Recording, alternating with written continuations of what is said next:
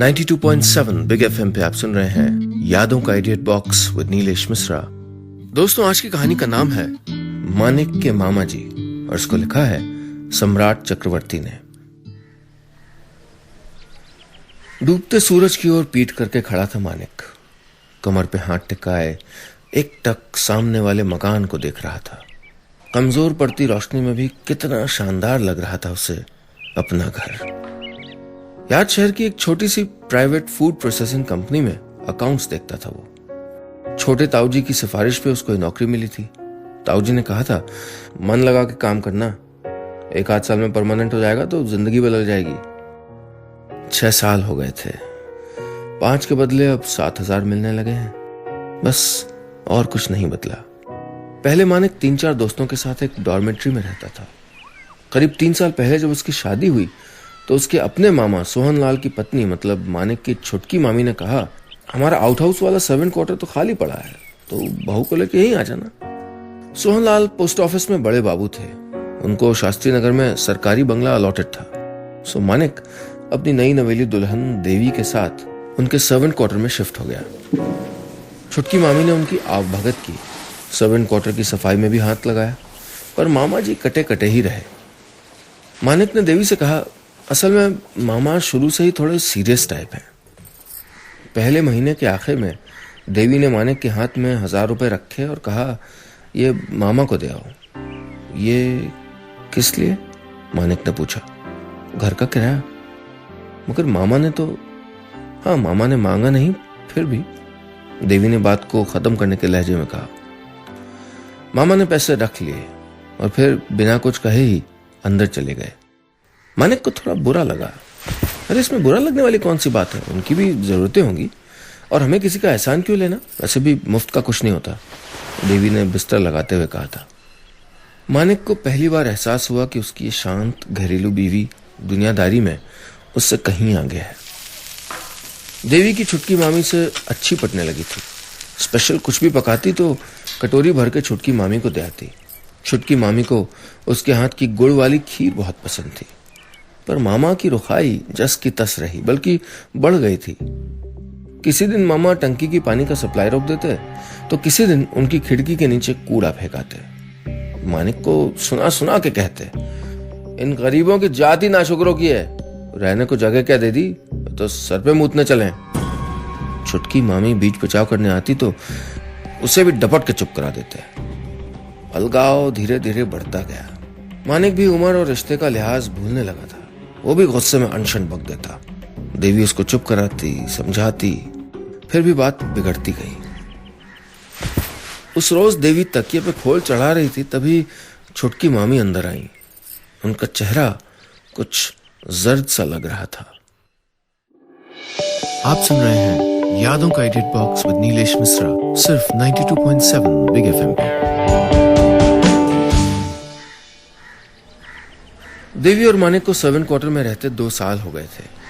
मामा भांजे के बीच बातचीत अब ना के बराबर थी। मगर इन सब के बीच छुटकी मामी का इनके यहाँ आना नहीं रुका था। जब मामा भांजा अपने अपने ऑफिस में होते, छुटकी मामी बिनाई का सामान लेके देवी के यहाँ पहुंच जाती। उस रोज भी दोपहर का खाना निपटा के मामी देवी से मिलने आई। उनकी तबीयत कुछ नासाज थी। क्या वो मामी, कुछ तबीयत ढीली लग रही है? देवी ने पूछा। लगता है शुगर बढ़ गया है। मामी ने एक कटोरा देवी को पकड़ाते हुए कहा। तेरे भैया भाभी कैसे हैं? ठीक हैं, अगले हफ्ते जा रही हूं, भाभी की गोद भराई है, कहते हुए देवी ने कटोरी में झांका। मामी बोली, कोफ्ते हैं, मन्नू को पसंद है ना? इतनी उम्र से रात तक तो खराब हो जाएंगे, कहते हुए देवी ने एक कोफ्ता उठाकर मुंह में डाल लिया। फ्रिज थोड़े है घर में, चल सॉस पैन में ठंडा पानी करके इस कटोरी को उसमें बिठा दे, शाम को फिर निकाल के गर्म कर लेना, एकदम ठीक रहेगा। मामा मामी को कोई बच्चा नहीं था। इन लंबी दोपहरों में छुटकी मामी और देवी कभी माँ बेटी तो कभी सहेली बन जाती। मामी पूछती, तेरी भाभी की तो हो गई, अब तेरी गोद भराई कब होगी? अभी टाइम है छुटकी मामी, देवी हंस के कहती। कम से कम इस महाभारत में तो नहीं। मामी चुप हो जाती। फर्श पे रेंगती चींटियों की कतार को उंगली से तितर बितर करते हुए कहती, पहले मेरे यहाँ दोस्त रिश्तेदारों का आना जाना लगा ही रहता था, तेरे मामा की इस तुनक मिजाजी की वजह से आजकल कोई नहीं आता, कह के दम लेने को थोड़ा रुकती। तेरे मामा जी ने कभी मुझे उफ तक करने का मौका नहीं दिया। वो हमेशा से ऐसे नहीं थे, शायद उम्र की वजह होगी, वरना औलाद न होने का दुख तो हमेशा से ही मेरा था। छुटकी मामी ने आधी उम्र इस दुख से लड़ने और बाकी उसे मनाने में गुजार दी थी। वो कहती, तेरे मामा तो सारी उम्र बस ड्यूटी ड्यूटी करते रहे। अब जैसे तैसे रिटायरमेंट का दिन नजदीक आ रहा है तो उनका चिड़चिड़ापन बढ़ता जा रहा है। बेकारी या फुर्सत या खालीपन जो कह ले, ये शायद इंसान के दुख को और बड़ा कर देते हैं। एक शाम ऑफिस से लौट के मानिक ने कहा, मैंने धीरू से बात कर ली है, गोमती एक्सटेंशन वाला उसका फ्लैट तैयार है, वहीं शिफ्ट कर जाते हैं।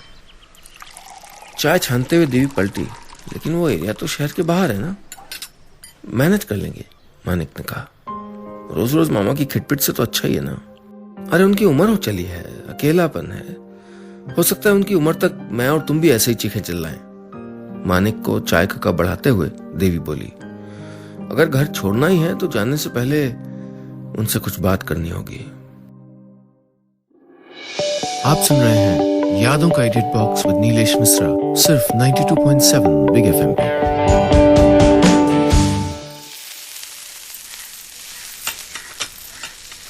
मानिक के मामा जी सोहनलाल को उनकी बड़ी दीदी यानी मानिक की माँ शिखा ने ही पाला था।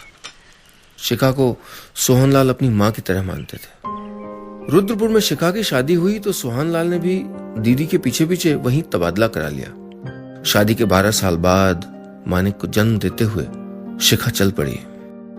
सोहनलाल रुद्रपुर छोड़कर याद शहर चले आए। सालों बाद नौकरी की तलाश मानिक को भी याद शहर खींच लाई थी। उसके पिता गुजर चुके थे। याद शहर आने के बाद मानिक सोहन मामा से कई बार मिला, मगर मामा जी हमेशा परे ही रहे। वो अब भी मानिक को शिखा की मौत का जिम्मेदार मानते थे। इतने सालों में वो खींच, वो कड़वाहट पुराने अचार सा बन चुकी थी। खटाई तो मध्यम पड़ गई थी पर तीखापन नहीं गया था। छुटकी मामी ने मानिक को शादी के बाद अपने यहाँ रहने बुलाया था।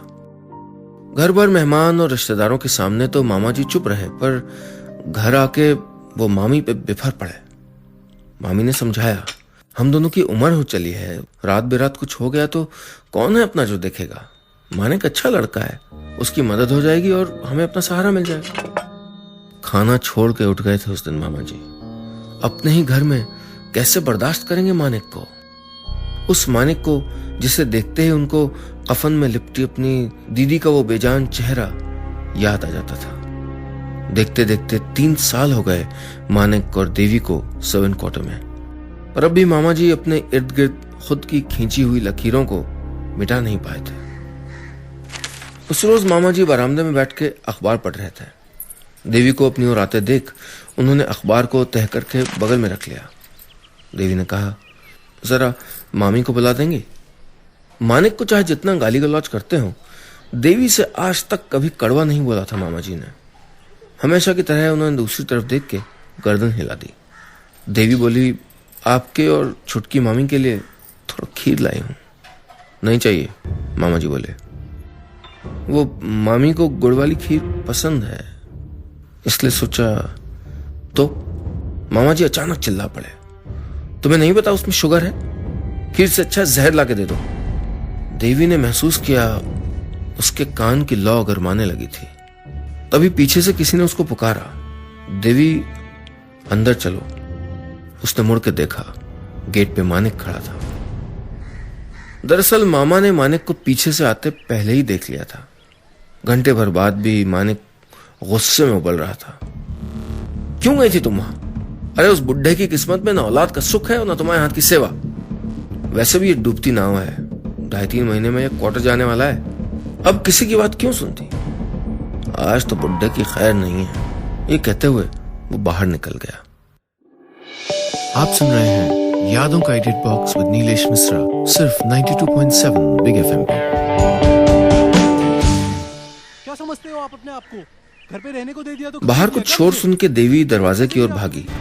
बाहर बरामदे पे खड़े मामा से मानिक चीख चीख के कह रहा था, हाँ राक्षस हूं, खा गया अपनी माँ को। तुम क्या हो?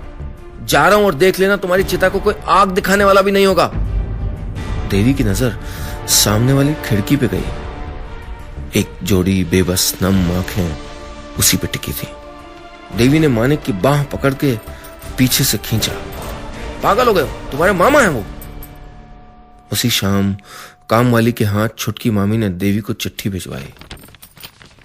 तुम लोग यहां से चले जाओ, मुझको और बर्दाश्त नहीं होता, हम अकेले ही ठीक थे। अगले ही दिन गेट के बाहर एक वैन खड़ी थी। मानिक ने एक एक करके सारा सामान उसमें लादा। देवी से जैसे हिला ही नहीं जा रहा था। शादी के रिसेप्शन के बाद मैरिज हॉल से उसने सीधा इस घर की चौखट में कदम रखा था। 8 बाय 10 का छोटा सा कमरा और उससे लगा हुआ तंग किचन, जहां 2 लोगों के एक साथ खड़े होने की जगह नहीं थी। फिर भी 1000 झगड़ों के बावजूद उस घर को छोड़ते हुए देवी का जी मरोड़ उठा। आखिर 3 साल गुजारे वहां। देवी की नजरें उस खाली घर को जाने से पहले पूरी तरह सोख लेना चाहती थी। दीवार पे वो खाली चौकोर जहां माँ पिताजी की तस्वीर टंगती थी, खिड़की का वो हिस्सा जो रोज रोज की मोमबत्ती की कालिक से स्याह पड़ चुका था, खाट की दरारों से छन के कुछ सिक्के जमीन पे गिर गए थे। देवी ने उन पे जमी धूल को साफ करके उन्हें आंचल में बांध लिया। छुटकी मामी बरामदे में खड़ी थी। देवी ने उनके पैर छुए। मामी उसकी मुट्ठी में पूजा के सूखे फूल खोंसते हुए कुछ बड़बड़ाई। देवी को सुनाई नहीं दिया। मामा अंदर के कमरे में जोर से टीवी लगा के बैठे थे। देवी ने उनके पैर छुए, कुछ कहना चाह रहे थे शायद। तभी मानिक की आवाज आई, चलो देर हो रही है। गाड़ी में बैठते हुए देवी ने पलट के देखा। दरवाजे पे मामी के पीछे मामा जी खड़े थे। मामी के कंधे पे हाथ रखते हुए वो कह रहे थे, जिनका सहारा होता है जब वो छोड़ के जाते हैं बड़ी तकलीफ होती है। इसीलिए मैं कहता था उनकी आदत मत डालो। फिर थोड़ा रुक के बोले, अच्छा वो चले गए, जब जहां गए हैं वही उनका असली घर है। गाड़ी कंक्रीट की सड़क से उतर के एक मैदान नुमा जगह पे आके रुकी। वहां 3 तरफ कंस्ट्रक्शन का काम चल रहा था। सामने आधे बने मकान के आगे बोर्ड लगा था, अपना घर। उसकी दूसरी मंजिल की ओर इशारा करते हुए मानिक ने कहा, यही है हमारा घर। आप सुन रहे हैं यादों का edit box with Nilesh Mishra, सिर्फ 92.7 बिग एफएम पे।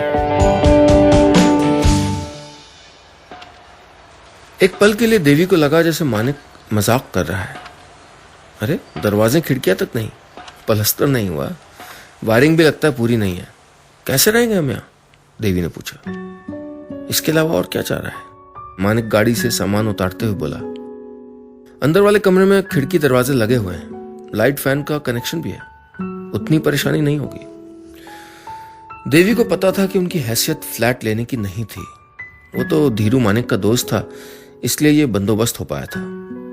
धीरू ने मानिक से कहा, देख यार, एक बिल्डिंग है तो सही, पर उसमें 2.5-3 महीने का काम अभी बचता है, तू देख ले, 2 लाख अभी दे देना, बाकी के 8 धीरे धीरे चुका देना। सारा सामान निकाल के सरियाने में दिन ठप गया।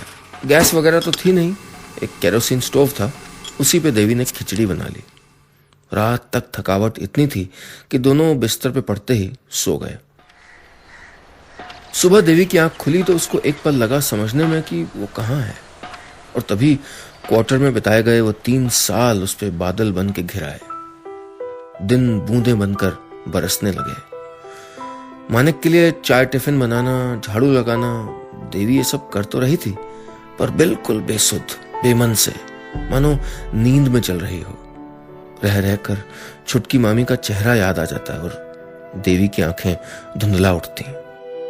ऑफिस के लिए निकलते हुए मानिक ने देवी के सर पे हाथ फेरते हुए कहा, पता है तुम्हें अच्छा नहीं लग रहा है, पर अपना घर अपना ही होता है। देवी मानिक के सीने से लग गई। पिछले दिन से रोकी हुई धारें अब बांध तोड़ने लगी थीं। मानिक बोला, एक ही प्रेस की हुई शर्ट है, इसे भिगा दोगी तो क्या पहन के जाऊंगा? दिन बीतते गए। दोनों उस रेत सीमेंट के ढांचे को अपना घर बनाने में जुट गए। हर महीने आधी पगार इंस्टॉलमेंट भरने में निकल जाती थी। बाकी के 3,500 में दोनों का गुजारा नहीं हो पाता था। देवी आसपास के घरों में जाके कुछ बच्चों को ट्यूशन पढ़ाने लगी थी। आसपास चल रहे कंस्ट्रक्शन का धूल, मिट्टी, शोर, बारिश में खिड़की पे लगी प्लास्टिक शीट से चू के अंदर आता पानी, एक गैस सिलेंडर लगवाने के लिए 10 दलालों के आगे पीछे घूमना, इतना आसान नहीं था अपना घर बनाना। क्वार्टर में जैसा भी था, सर के ऊपर बड़ों का साया तो था। छोटी से छोटी परेशानी में देवी छुटकी मामी के पास भागती थी। मामी दूध फट गया, मामी मानिक मुझसे लड़के कहीं चला गया है, मामी तुम्हारे पास अभी 300 रुपए हैं क्या? भरोसा था कि छुटकी मामी कुछ न कुछ करके संभाल लेगी। आजकल छोटी से छोटी बात पे देवी अपना सब्र खो बैठती। उस दिन भी केबल लगवाने को लेके वो मानिक से लड़ रही थी जब पुरानी कामवाली का फोन आ गया। दीदी अम्मा को रेलवे अस्पताल ले गए हैं, हालत बहुत खराब है। आप सुन रहे हैं यादों का edit box with Nilesh Mishra, सिर्फ 92.7 बिग एफएम पे। छुटकी मामी की खबर सुन के देवी का दिल बैठा जा रहा था। जब तक मानिक और देवी अस्पताल पहुंचे, मामी को आईसीयू में एडमिट करा दिया गया था। शरीर में शुगर लेवल अचानक बढ़ जाने से मामी को डायबिटिक कोमा का अटैक आ गया था। वो बेहोश होकर गिर पड़ी थी। मामा आईसीयू के बाहर अकेले बैठे थे। देवी को सामने देख के कुर्सी से उठना चाहा, पर उठा नहीं गया। धप से वापस बैठ गए। एक फोन नहीं कर सकते थे? कहते कहते देवी रुक गई। इतने महीनों में आसपास चल रहे कंस्ट्रक्शन की सारी मिट्टी मानो उसी वक्त उसके गले में ही आके जम गई थी। उसके सामने 60 साल का रिटायर्ड थका हारा एक इंसान था जिसकी बस सूरत मामा जी से मिलती थी। मामा ने पीछे खड़े मानिक की ओर देखा, फिर देवी से बोले, मुझे पता था तू आएगी। अगले 1 महीने तक तीनों बारी बारी से अस्पताल का चक्कर लगाते रहे। मामी की हालत थोड़ा थोड़ा सुधरने लगी थी।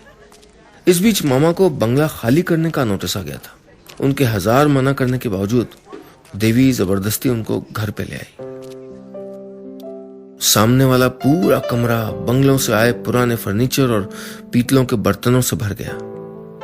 पूरा घर अस्त व्यस्त हो गया था।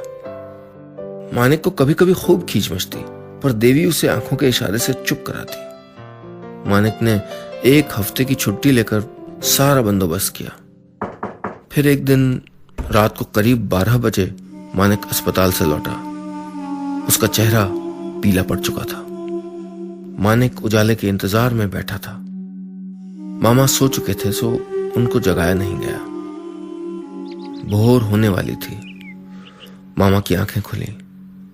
उन्होंने देवी से पूछा, रात एक सपना आया था, तेरी छुटकी मामी कहां चली गई अचानक? मामा एक बूंद नहीं सोए थे।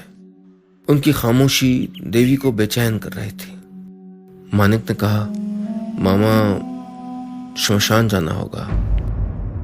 मोर्ग से निकलकर शमशान पहुंचने तक मामा ने एक शब्द नहीं कहा था। मानिक ने जब लाश को आग दिखाई, पहली लपट के साथ मामा टूटे। एक उबार जो दिल में उमड़ रहा था बेलगाम टूट गया। मामा बस बार बार यही कह रहे थे, उसे आग से डर लगता है। वापसी में मामा ने गाड़ी की अगली सीट पे बैठे मानिक का कंधा थाम लिया। बोले, दीदी को खोने का दुख कभी भुला नहीं पाया, और अगर तुझको और देवी को अपनाकर खोना पड़ता तो मैं कभी सह नहीं पाता। माफ। बाकी के लफ्ज हलक में ही घुस गए। डूबते सूरज को पीछे छोड़ गाड़ी अपना घर के आगे जा रुकी। बस इतनी सी थी ये कहानी।